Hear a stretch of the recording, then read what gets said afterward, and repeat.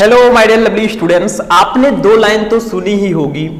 कुछ रास्ता लिख देगा, कुछ मैं लिख दूंगा, तुम लिखते जाओ मुश्किल, मैं मंजिल लिख दूंगा।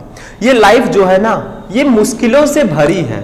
Life is full of difficulties and dangers. आपने पढ़ा होगा जो हमारा लाइफ है ये खतरों और कठिनाइयों से भरा हुआ है। तो क्या हम इससे डरकर चुप बैठ जाएं? नहीं, हमें इसको फेस करना है। जो हमारा डेंजर्स है या डिफिकल्टीज, लाइफ में तो डिफिकल्टीज आते रहते हैं, हमें इसको फेस करना है और इसको हराना है। बहुत सारे स्टूडेंट हैं जो बोर्ड एग्जाम को लेकर बहुत टेंशन में हैं। सर हमारी तैयारी नहीं हुई है, हम क्या करें, बहुत कम समय है। देखिए समय कभी कम नहीं होता और आप भी किसी से कमजोर नहीं है। कभी खुद को किसी से कमजोर मत समझना, क्योंकि आपको किसी ना किसी स्पेशल वर्क के लिए भेजा गया है।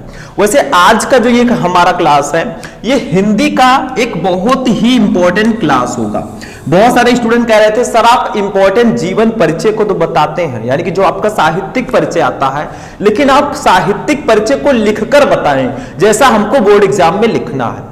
हालांकि ये जो टॉपिक है हिंदी में भैया एकदम फिक्स होता है, मतलब ये 10 नंबर आपका फिक्स होता है। कितना? 10 नंबर एकदम फिक्स होता है, क्योंकि इसमें जीवन परिचय में जो मैं बता दूंगा भैया वही आएगा। मैं नहीं, इसको कोई भी टीचर बता सकता है, क्योंकि ये फिक्स टॉपिक है। आज के इस वीडियो में मैं आपको हिंदी के टॉप 5 साहित्यिक परिचय को बताऊंगा। 5 महत्वपूर्ण जीवन परिचय या साहित्यिक परिचय बोले उसको बताऊंगा, कैसे लिखना है वो भी बताऊंगा। तो इस वीडियो को शुरू से लेकर लास्ट तक देखना।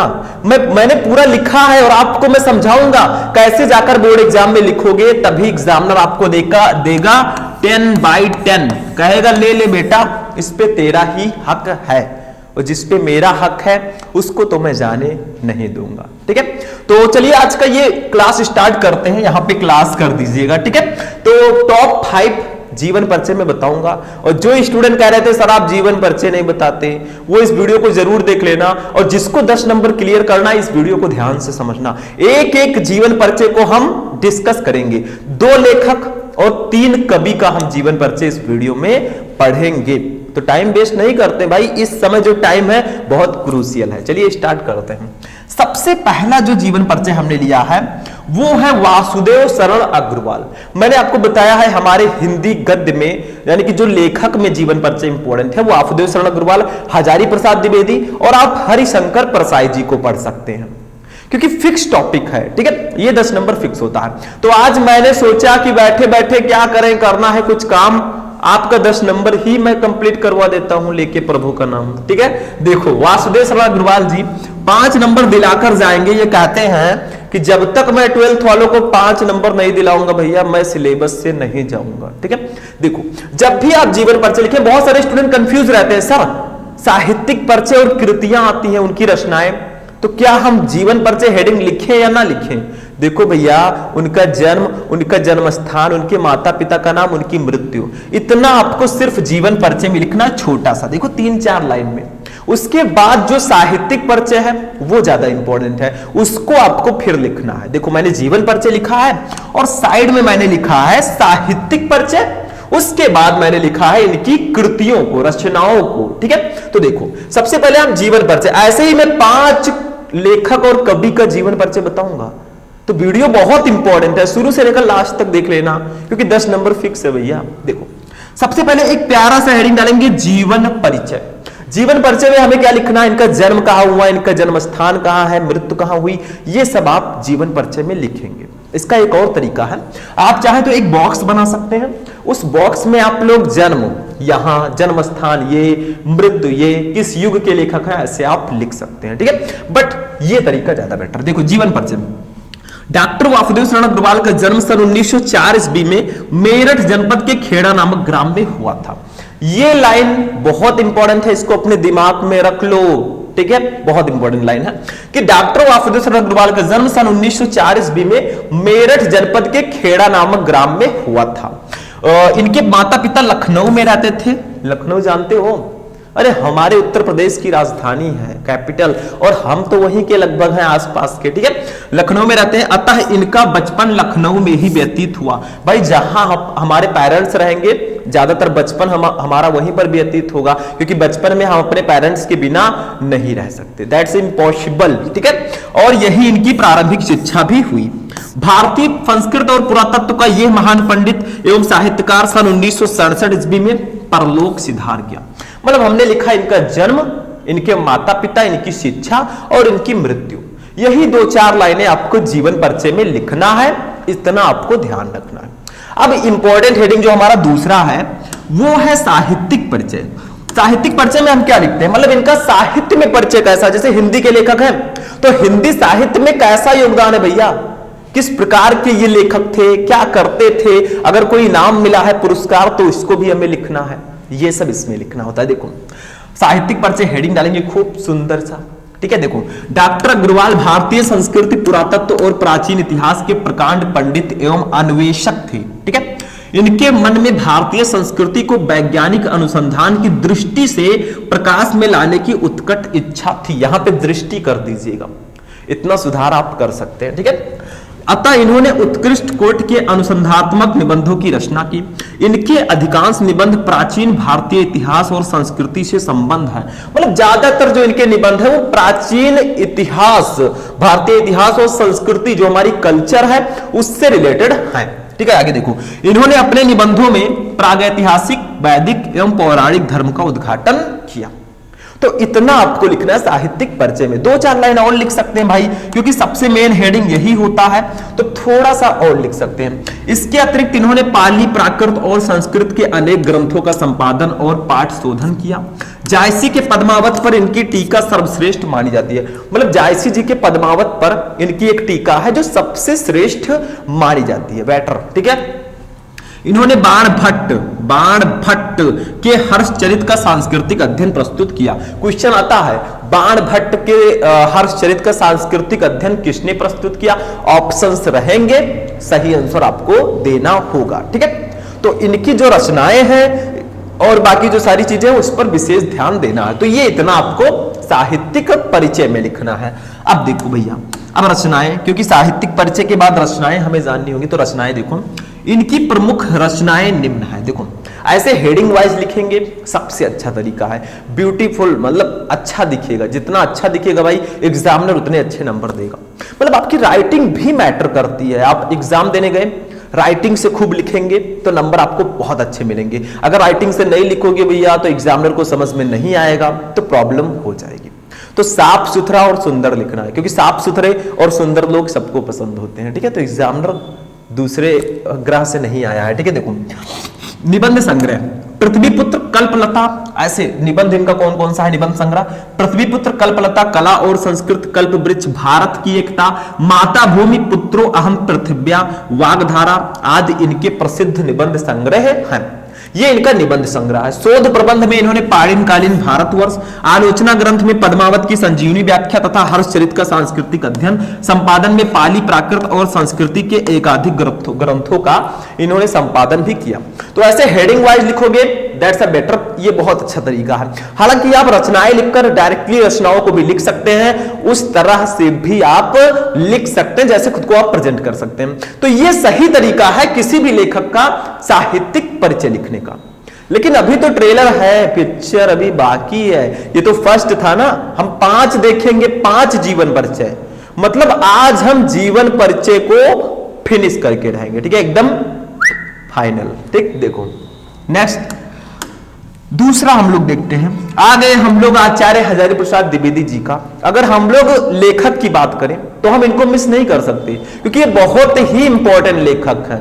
5 नंबर आपको दिलाएंगे, बस याद रखना। देखो जीवन परिचय हिंदी के उसी तरह लिखना है जैसा मेथड मैंने फर्स्ट वाले में बताया, वैसे ही आपको सारे के सारे लिखने हैं। एक छोटा सा जीवन परिचय हेडिंग, फिर साहित्यिक परिचय, फिर रचनाएं, इन सबको आप नोट डाउन कर सकते हैं और सबको नोट मैं प्रोवाइड करा रहा हूं अपने ऐप पे, शुभम लेक्चरर। उसमें सिर्फ यही नहीं, पूरे हिंदी का नोट्स आपको मिल रहा है, लेकिन उसकी छोटी सी प्राइस है 99 रुपए। वो भी मैंने क्यों रखा है, ताकि आप लोग उसका लाभ उठा सकें, उसका कोई मिसयूज ना कर सके। नहीं तो मैं पैसे से मुझे कोई मतलब नहीं है, आपकी तैयारी अच्छी होनी चाहिए और आपका परसेंटेज अच्छा आना चाहिए। इससे बड़ा रिजल्ट मुझे कुछ नहीं मिल सकता। देखो जीवन परिचय, हिंदी के श्रेष्ठ निबंधकार आचार्य हजारी प्रसाद द्विवेदी का जन्म सन 1907 ईस्वी में बलिया जिले के दुबे का छपरा नामक ग्राम में हुआ था। इनके पिता श्री अनमोल द्विवेदी ज्योतिष और संस्कृत के प्रकांड विद्वान थे। हजारी प्रसाद द्विवेदी का 19 मई 1979 ईस्वी को रोगड़ता के कारण स्वर्गवास हो गया। इतना सा लाइन लिखना है जीवन परिचय में, इतना सा लिखना है, फालतू की चीजें मत लिखिएगा, बहुत बड़ा भी नहीं लिखना है। 80 शब्दों में पूछा जाता है तो 80 में ही लिखिए, थोड़ा सा ज्यादा कर दीजिए, कम नहीं होना चाहिए, ध्यान रखिएगा, ठीक है। एक्सेस हो। नेक्स्ट साहित्यिक परिचय पे आते हैं। अब देखो यहीं पे आप खुद का टेस्ट लीजिए। जो स्टूडेंट बोर हो रहे होंगे इसको देखकर वही है कमजोर, और जिन स्टूडेंट्स को इस टॉपिक में ये टॉपिक अच्छा लग रहा होगा वो पढ़ रहे होंगे वही ब्रिलियंट स्टूडेंट है। क्योंकि अगर आप किसी चीज से बोर होते हैं तो समझ लो उसमें आपका मन नहीं लग रहा है, लेकिन एग्जाम आ रहे हैं, मन लगे या ना लगे फिर भी लगाना पड़ेगा, नहीं तो बाद में पछताना पड़ेगा। तो जो भी समय है यूज करो, मिस यूज मत करो। टाइम जो है बहुत क्रूशियल है। आज जो टाइम आप फालतू की चीजों में व्यतीत कर देंगे भैया, कल उसी के लिए रोना पड़ेगा। अगर आज आप खुद पढ़ लेंगे कल उसी के लिए आपको, मतलब उसी से आप खुश होंगे। देखिए साहित्यिक परिचय, हजारी प्रसाद द्विवेदी साहित्य के प्रख्यात निबंधकार, इतिहास लेखक, अन्वेषक, आलोचक, संपादक तथा उपन्यासकार के अतिरिक्त कुशल वक्ता और सफल अध्यापक भी थे। इतनी सारी क्वालिटीज थी इनके अंदर, मतलब एक एक क्वालिटी तो सबके अंदर होती है। हम हैं टीचर हैं भाई, अध्यापक छोटे मोटे, तो हमारे अंदर एक क्वालिटी, बट ये क्या क्या थे भाई, देखो ये थे प्रख्यात निबंधकार, निबंध लिखते थे, इतिहास लेखक इतिहास लिखते थे, अन्वेषक आलोचक आलोचनाएं भी लिखी, संपादक संपादन भी किया, उपन्यासकार उपन्यास भी लिखे, कुशल वक्ता लेक्चरर भी थे और सफल अध्यापक भी थे। इसमें से मैं क्या हूं, मैं ये हूं अध्यापक, ठीक है। बाकी सारी क्वालिटीज इनकी अलग है, इसीलिए ये बहुत ग्रेट हैं, ठीक है, बहुत महान कवि हैं। आगे देखिए, वो मौलिक चिंतक, भारतीय संस्कृति और इतिहास के मर्मज्ञ, बंगला तथा संस्कृत के प्रकांड विद्वान थे। मतलब वो जो है इतिहास के मर्मज्ञ, उनको इतिहास के बारे में बहुत जानकारी थी, बंगला और संस्कृत की भी जानकारी थी, और इसके प्रकांड विद्वान थे, मतलब बहुत ज्यादा आगे थे। क्योंकि इनके जो पिताजी थे अनमोल द्विवेदी जी, वो भी ज्योतिष और हिंदी के बहुत प्रकांड विद्वान थे। अभी मैंने बताया था, आगे देख लीजिएगा। आगे देखिए, इनके साहित्य पर संस्कृत भाषा, आचार्य रामचंद्र शुक्ल और रविंद्रनाथ ठाकुर का स्पष्ट प्रभाव है। इन्होंने विश्व भारती और अभिनव भारती ग्रंथमाला का संपादन किया। तो ये इनका हो गया साहित्यिक परिचय, ठीक है। आगे देखते हैं नेक्स्ट हेडिंग क्या रहेगा हमारा। थोड़ा और है इसमें, इन्होंने नित्य प्रति के जीवन की गतिविधियों और अनुभूतियों की मार्मिकता के साथ चित्रण किया है। ये हिंदी ललित निबंध लेखकों में अग्रगण्य है। द्विवेदी जी की साहित्य सेवा को डी.लिट, पद्म भूषण और मंगला प्रसाद पारितोषिक से सम्मानित किया गया। मतलब इनकी सेवा के लिए, इनकी लेखनी के लिए, इनकी जो रचनाएं थी उनके लिए इनको डी.लिट की उपाधि दी गई, पद्म भूषण भी दिया गया, कितनी बड़ी बड़ी उपाधि, और मंगला प्रसाद पारितोषिक से भी सम्मानित किया गया। तो ये इनके कौन है, पुरस्कार है, ठीक है। रचनाओं पे चलते हैं। अब भाई इतने बड़े पुरस्कार मिला तो इनकी रचनाएं भी होंगी। देखो रचनाएं, इनकी प्रमुख रचनाएं निम्न: निबंध संग्रह में अशोक के फूल, आपके 12th में है अशोक के फूल, उसी चैप्टर को तो इन्होंने लिखा है हमारे 12th में। कुटज, विचार प्रवाह, विचार और वितर्क, आलोक पर्व, कल्पलता, ये इनके निबंध है। ये ऑब्जेक्टिव में बहुत ज्यादा आते हैं।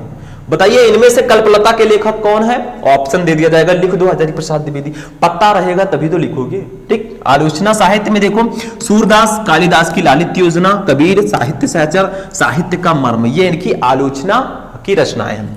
इतिहास में हिंदी साहित्य की भूमिका, हिंदी साहित्य का आदिकाल, हिंदी साहित्य, ये इनकी इतिहास की रचनाएं हैं, ठीक है। तो ये सारी इनकी रचनाएं हैं, ठीक है। आगे बढ़ते हैं, नेक्स्ट टॉपिक देखते हैं। अभी देखिए इसमें उपन्यास, उपन्यास में इनकी कई रचनाएं हैं। देखो इनको इतना ज्यादा सम्मान मिला तो रचनाएं भी होंगी। उपन्यास में देखो बाण भट्ट की आत्मकथा, चारुचंद्र लेख, पुनर्नवा और अनाम दास का पोथा। संपादन में नाथ सिद्धों की बानियां, संक्षिप्त, पृथ्वीराज रासो, संदेश रासक। अनुदित रचनाओं में प्रबंध चिंतामणि, पुरातन प्रबंध संग्रह, प्रबंध कोश, विश्व परिचय, लाल कनेर, संदेश रासक। इतनी सारी रचनाएं हैं। अब बहुत सारे स्टूडेंट कहेंगे सर पूरा रचना लिखना जरूरी है। देखो हम बता रहे हैं आपको एक ट्रिक। अगर आप लोगों का 80 से बहुत ज्यादा शब्द हो रहा है तो आप निबंध को लिखिए, आलोचना साहित्य को लिख दीजिए, उपन्यास को लिख दीजिए, बस इतना भी काफी है, लेकिन पूरा लिख देंगे भाई ज्यादा बेटर रहेगा, ठीक है, क्योंकि जो चीजें फुल होती हैं वो ज्यादा अच्छी रहती है। तो ये हो गया, समझ में आ गया। चलिए नेक्स्ट देखते हैं, अब शायद कवियों का जीवन परिचय है, चलिए देखते हैं। देखिए हमारा जो नेक्स्ट अब जीवन परिचय है वो है जयशंकर प्रसाद जी का। ये एक ऐसे कवि हैं जो आपके साथ हाई स्कूल में भी थे। इन्होंने कहा है कि जब तक मैं हाई स्कूल और इंटरमीडिएट वालों को 5 नंबर नहीं दिलवा दूंगा तब तक मैं सिलेबस से नहीं जाऊंगा, ऐसा कहा गया है, ठीक है। मतलब ये हाई स्कूल में भी थे आपके सिलेबस में और 12th में भी है। एक बहुत ही फेमस कवि है, बहुत ज्यादा फेमस कवि। अब कवियों पर आते हैं। देखिए लेखकों में अगर आप उन दोनों को पढ़ लेंगे भैया 5 नंबर कंप्लीट। एक लेखक और आप पढ़ लेते हैं तो 4 में चांद लग जाएगा। बट यहां पे जयशंकर प्रसाद जी की बात करेंगे, बहुत फेमस हैं कवियों में। अब कवि में मैं 3 जीवन परिचय बताऊंगा तभी तो 5 होगा। देखो सबसे पहले जीवन परिचय, जयशंकर प्रसाद का जन्म काशी के एक प्रतिष्ठित वैश्य परिवार में सन 1889 ईस्वी में हुआ था। इनका जन्म सन 1889 में हुआ था, 1889 ईस्वी। इनके पिता का जन्म नाम देवी प्रसाद था। प्रसाद जी की प्रारंभिक शिक्षा घर पर ही हुई। देखो प्रसाद जी जो जयशंकर प्रसाद जी है, इनकी प्रारंभिक शिक्षा घर पर ही हुई थी। सन 1937 ईस्वी में अल्पावस्था में ही क्षय रोग से ग्रस्त होकर स्वर्ग सिधार गए और इनकी मृत्यु जो है 1937 में ही हो गई, बहुत ही कम उम्र में। सोचो 89 में जन्म हुआ था, 11 ईयर इधर और इधर आपका 37 साल, यानी कि लगभग 48 साल की उम्र में इनकी मृत्यु हो गई, ठीक है। लेकिन इतने उम्र में इन्होंने बहुत बड़े बड़े काम किए, बहुत अच्छी अच्छी रचनाएं दी हैं हमें, अभी मैं बताऊंगा, ठीक है। तो ये जीवन परिचय हो गया। साहित्यिक परिचय में देखो क्या है, श्री जयशंकर प्रसाद छायावाद के प्रवर्तक, नाटककार, कथाकार, उन्नायक तथा उपन्यासकार भी थे। इनके पास बहुत सारी क्वालिटीज थी। ये छायावाद के प्रवर्तक थे। अगर कोई पूछे छायावाद के प्रवर्तक कौन है, बोल दो जयशंकर प्रसाद जी, ठीक है। प्रवर्तक नाटककार थे, नाटक लिखा इन्होंने, कथाकार थे, कथा भी लिखा है, उन्नायक और उपन्यासकार थे, उपन्यास भी इन्होंने बहुत सारा लिखा है, ठीक है। आगे देखिए, विशुद्ध मानवतावादी दृष्टिकोण वाले प्रसाद जी ने अपने काव्य में आध्यात्मिक आनंदवाद की प्रतिष्ठा की है। मतलब ये ज्यादातर इन्होंने काव्य रचनाएं ही किया है, ठीक है। प्रेम और सौंदर्य इनके काव्य के प्रमुख विषय रहे हैं, किंतु मानवीय संवेदना उनकी कविता का प्राण है।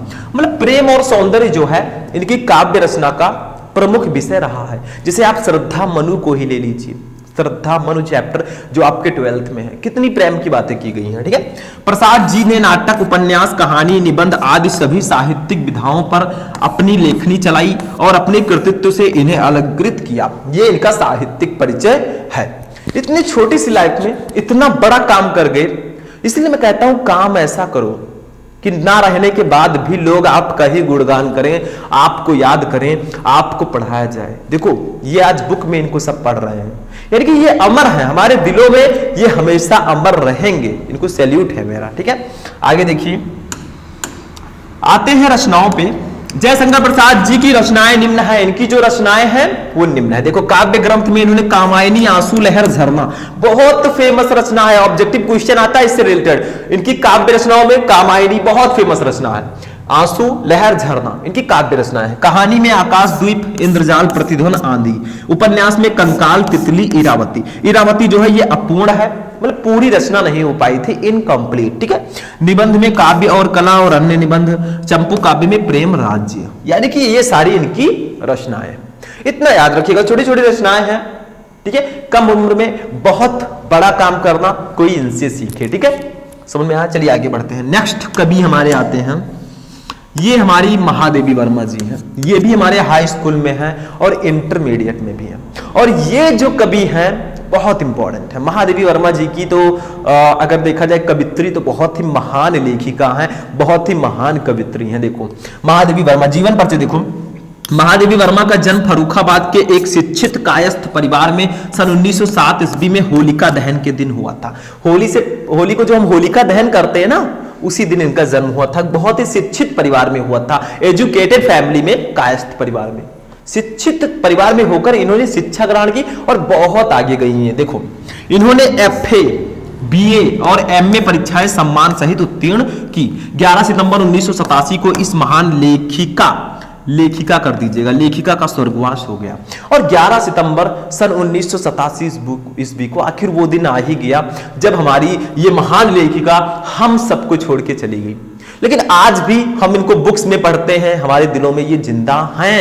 ठीक है, आगे बढ़िए, ये अमर हैं, इतने बड़े बड़े काम करके गए तो ये अमर है। साहित्यिक परिचय पे आते हैं। देखो, महादेवी वर्मा जी का प्रमुख रचना क्षेत्र काव्य है, मतलब इन्होंने ज्यादातर काव्य रचनाएं की हैं, कविताएं। ठीक है, इनकी गणना छायावादी कवियों की बृहद चतुष्टयी प्रसाद पंत, निराला और महादेवी वर्मा में होती है। मतलब जो छायावादी कवि हैं, चतुष्टयी कवि, मतलब हमारे जयशंकर प्रसाद जी, पंत जी, ये सब छायावाद के कवि हैं। सुमित्रानंदन पंत, निराला, सूर्यकांत त्रिपाठी निराला और महादेवी वर्मा जो छायावाद की चतुष्टयी है, 4 सबसे फेमस कवि हैं, उनमें इनकी गणना होती है।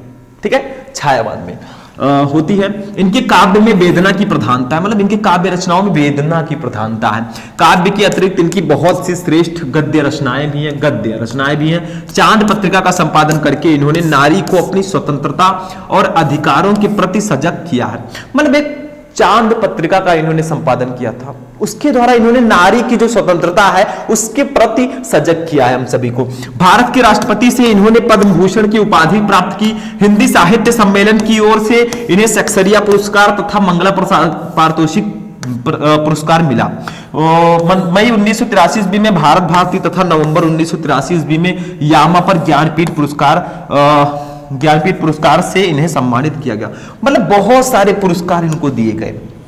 जो लोग कार्य करते हैं उनको पुरस्कार मिलता है, बहुत अच्छा कार्य करते हैं। जैसे इनको देखिए कितनी फेमस रचना पुरस्कार दिए गए।